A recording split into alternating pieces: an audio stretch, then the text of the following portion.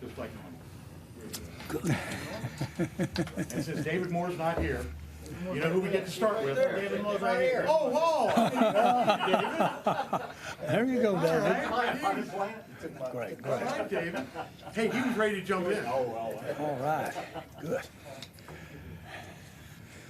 Okay, David. cool. Okay, Jerry and Jimmy both, what this moment means to both of you and the actual conversation between the two of you when you decided it was going to be this year and this time. Well, I'm happy. It feels right. I feel rewarded by what it represents. All of the times that we had, they were traumatic times. I'm not trying to be overly dramatic, but nice little scars, beautiful scars, 30 years ago and during that particular time. And so appropriate. Everybody in this room knows that Jimmy Johnson should be recognized in this manner because of any definition that you want to come up with. I recognize completely sometimes the frailties that are involved sometime with human emotion that shouldn't in any way stand in face of the great working and great relationship we had. We were young boys together. We had a chance to literally climb on a rocket, and I couldn't have picked. I said when I first got involved, Jimmy was worth 5 Heisman Trophy. If you recall, we were changing Coach Landry as coach at the time, and Jimmy was worth 5 Heisman Trophies in my eyes. And so the point is that this is very appropriate, very time to nail it. It was always going to happen. Well, let me just say this, how appreciative I am of Jerry, and appreciative of the Ring of Honor, but more appreciative of him bringing me to the Cowboys in '89. The two of us were working around the clock together, and people don't realize, the relationship. Back then, Jerry and I talked every day. Every single day I would be in his office. And we talked about here just recently, we never really had a disagreement. And that's surprising to a lot of people. Yeah. But we were always on the same page. And then probably some of the tension happened there toward the end of my career as far as with the Cowboys, when we were so busy going different directions, we didn't talk as much.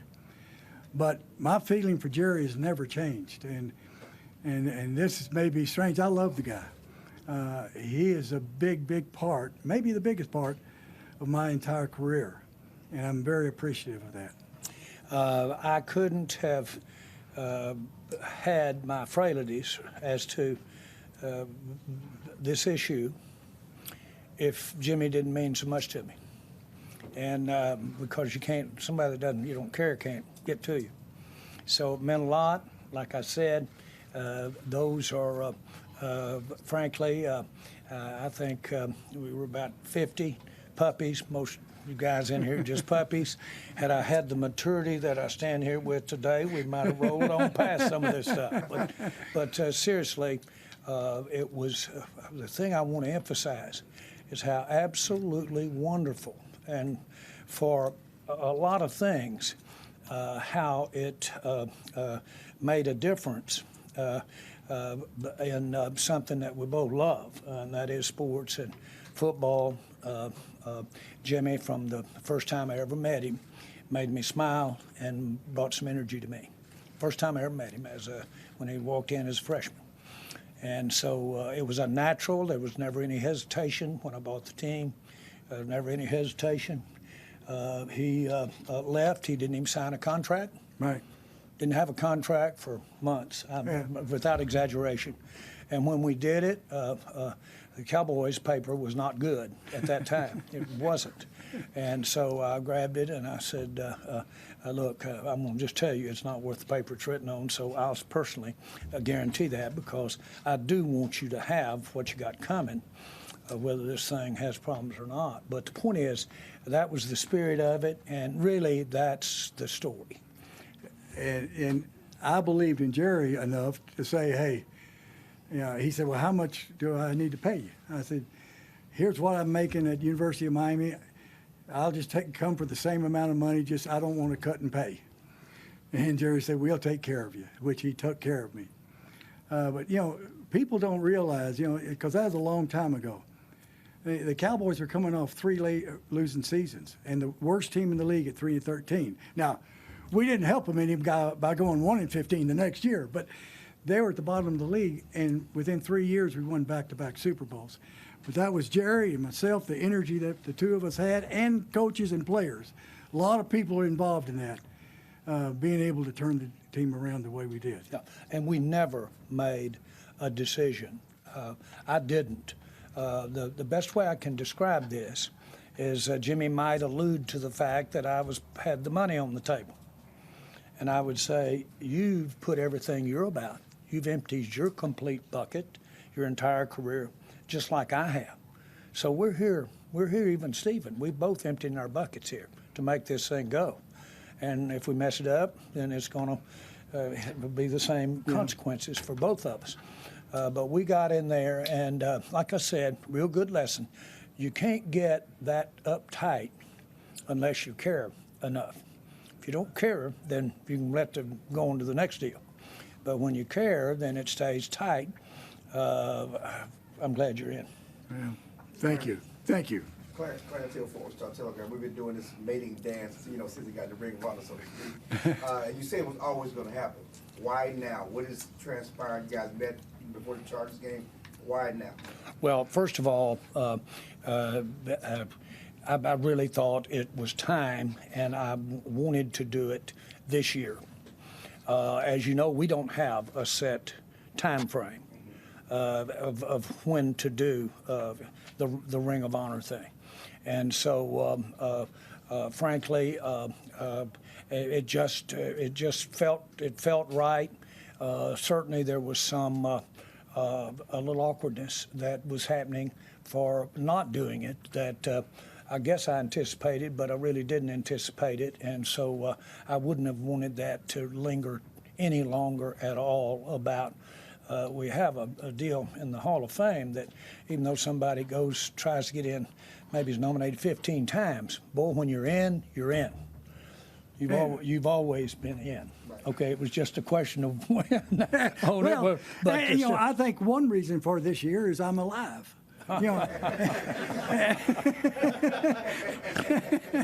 Because he's always told me I was going in. At Carolina, you could have done it, this back in Dallas. Why at Carolina with the logistics? What made it right to do it at the Carolina game? Well, I can speak for me. Jimmy can speak. Jimmy enjoys one of the most unique relationships of 30-something years with his team at Fox that there is. And we didn't have another Fox game there. And then we have Aikman coming up on Saturday. Yeah, the 30th. So it was really something that they and us really wanted to have that celebration with Fox announcing it to do both. That's why this circumstances. We really thank David Tepper. Really want to thank him and any sensitivity that we have here for letting us be together like this on our game here. And but that's the reason for this. And so we can get it in this year. We had salute to service at home last week. Todd Archer with ESPN. It's been 30 years since you guys were together as coaches and everything. Did it take you a while to realize how good you guys were together than maybe when you guys were apart? Well, I'm going to speak first. I never had a time when I didn't have an appreciation for his competence and skill level, ever. And so I've always had that appreciation when we parted. I knew that at that particular time. And so that has never been an issue. It was, without a question, one of the best things that I've been a part of when we made the change with Coach Landry and brought in Jimmy. And it, in my mind, it really changed things. And I'll go so far as to say in the NFL, not just with the Cowboys, it changed things.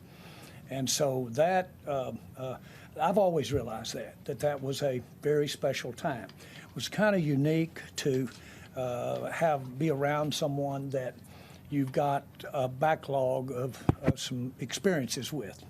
That made it nice. But frankly, it was so tight and so strong, and I'm not going to use the word, but so competitive, that we didn't have a lot of time to talk about the old times. Right. When we first got involved over our first 4 years, this thing was, every day was Pearl Harbor, and on and off the field.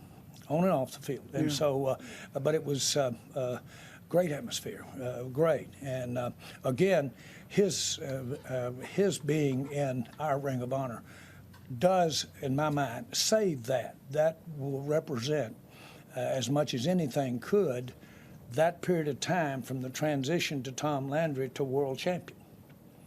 And the actual transition, if you will, of the way the NFL operated as late as '89, and the way it was operating as early as '94, '93. And so this is a little bit of the poster child there. And you look at Jerry and myself, we're both extremely competitive, extremely competitive. And he wants to be the very, very best. And I want to be the very, very best. And Terry Bradshaw made mention to me, we were together at the Hall of Fame, and I saw Jerry. And every time I'm with Jerry, we tell old stories and laugh and cut up and have great, great memories, because both of us are extremely proud of what we were able to do. And Bradshaw told me, he said, geez, he said, you two guys, when you get together, it's like two brothers. You know, there's a strong feeling between the two of you. And so that's why people have never really understood the relationship. But we're both extremely proud. I mean, the way the Cowboys are, today, and the way the Cowboys were back then, and, we're very proud of what we were able to do. The Ring of Honor, as at least depicted to me by Tex, who initiated the Ring of Honor, said it's really, for me, Tex, not about the best players, and it may not be about the best coaches. What it's about is the people that have impacted the franchise, that have made a major mark on what you think of when you think of the Dallas Cowboys. That's why you're in there, because you've done that. All right, we're going to have to wrap up. The game has started. And we're Oh, gonna boy. Okay. Head up to go. Yeah. Okay, Okay. I'm calling Thank the you. plays Yeah. out here. I'll quote you on that. Congratulations, Jimmy. Thank you. All right, Thank no you. problem. Thank you. All right, thank you. All right, thank you.